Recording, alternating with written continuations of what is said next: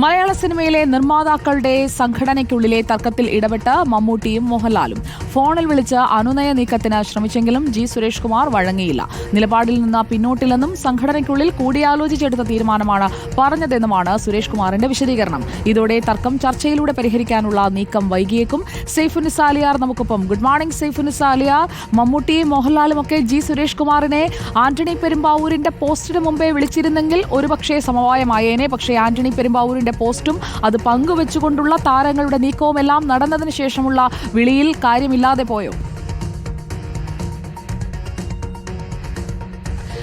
സുജയ, മമ്മൂട്ടിയും മോഹൻലാലും ഈ വിഷയത്തിൽ ഇടപെട്ടു എന്ന് പറയുമ്പോൾ തന്നെ നമുക്ക് മനസ്സിലാക്കാം എത്രത്തോളം ഒരു സങ്കീർണമായ പ്രതിസന്ധിയിലൂടെയാണ് പ്രൊഡ്യൂസേഴ്സ് അസോസിയേഷൻ കടന്നു പോകുന്നത് എന്നുള്ളത്. അതിൽ സുരേഷ് കുമാറിന്റെ ഒരു വിശദീകരണം എന്ന് പറയുന്നത്, ഒരു സംഘടന അതിന്റെ യോഗം ചേർന്ന് എല്ലാ ആളുകളും അംഗങ്ങളുമായും കൂടിയാലോചിച്ച് ഒരു തീരുമാനത്തിലെത്തി മാധ്യമ പ്രവർത്തകരെ വിളിച്ച് വാർത്താ സമ്മേളനം നടത്തി ആ തീരുമാനം അറിയിക്കുന്നു.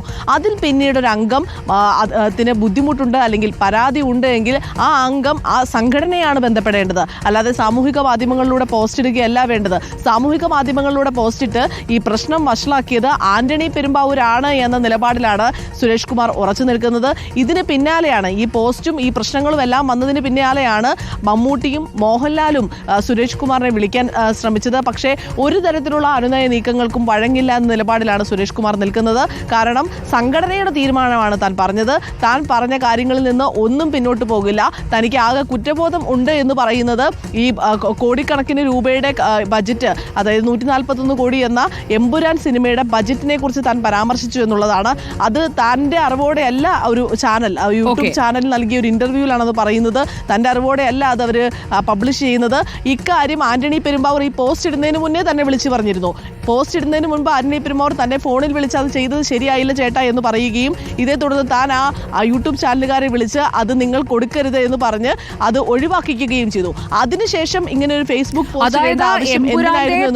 പോസ്റ്റ് സംബന്ധിച്ചുള്ള പരാമർശം വന്ന ആ അഭിമുഖത്തിലെ ഭാഗങ്ങൾ ജി സുരേഷ് കുമാർ തന്നെ ഇടപെട്ട് നീക്കി. ആ നീക്കിയതിന് ശേഷമാണോ ആന്റണിയുടെ പോസ്റ്റ്?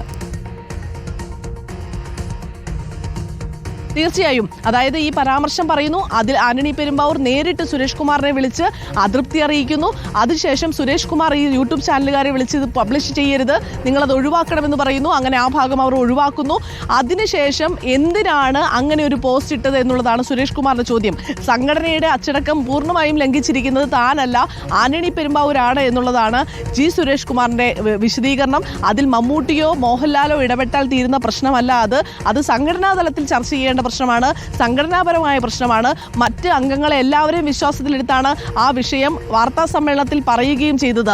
പല കാര്യങ്ങൾ പറഞ്ഞ കൂട്ടത്തിലാണ് എല്ലാ കാര്യങ്ങളും പറഞ്ഞത്. സമരം നടത്തുക എന്നുള്ളത് കൂട്ടായ തീരുമാനത്തിന്റെ പശ്ചാത്തലത്തിലാണ്. ഇന്നലെ ലിസ്റ്റിൻ സ്റ്റീഫനും പറഞ്ഞത് തനിക്ക് വ്യക്തിപരമായി സമരത്തോട് യോജിപ്പില്ല, പക്ഷേ സമരം പ്രഖ്യാപിക്കുകയാണെങ്കിൽ ഒപ്പം നിൽക്കുമെന്നായിരുന്നു. അതായത് ഒരു സംഘടനയിൽ നിൽക്കുമ്പോൾ സംഘടനാംഗം എന്ന നിലയിൽ സംഘടനയ്ക്കൊപ്പം നിൽക്കുകയാണ് ചെയ്യേണ്ടത്. പക്ഷേ ഈ പ്രശ്നങ്ങളെല്ലാം തന്നെ സാമൂഹിക മാധ്യമങ്ങളിലൂടെ വിളിച്ചു പറഞ്ഞ് മറ്റു താരങ്ങൾ ഇടപെടുന്ന സാഹചര്യവും ഈ രണ്ട് ചേരിയായി നിന്ന് ഈ വിഷയം സംസാരിക്കേണ്ടിയൊക്കെ വരുന്ന തലത്തിലേക്ക് താനല്ല എത്തിച്ചതെന്ന നിലപാടാണ് സംഘടനയ്ക്കുള്ളിൽ എടുത്ത തീരുമാനം പറഞ്ഞതിന് സംഘം ചേർന്ന് തന്നെ വേട്ടയാടുന്നു എന്നതാണ് ജി സുരേഷ് കുമാറിന്റെ വാദം. മമ്മൂട്ടിയും മോഹൻലാലും വിഷയത്തിൽ ഇടപെടുന്നു. ഈ തർക്കം തീരുമോ എന്നതറിയാൻ നമുക്ക് കുറച്ചുകൂടി കാത്തിരിക്കാം. തർക്കം തീരട്ടെ, സിനിമാ വ്യവസായം നല്ല രീതിയിൽ നല്ല സൗഹൃദത്തോടെ മുന്നോട്ട് പോകട്ടെ എന്നതാണ് നമ്മൾ ആഗ്രഹിക്കുന്നതും. Thank you Saifunnisa Alia for the quake update.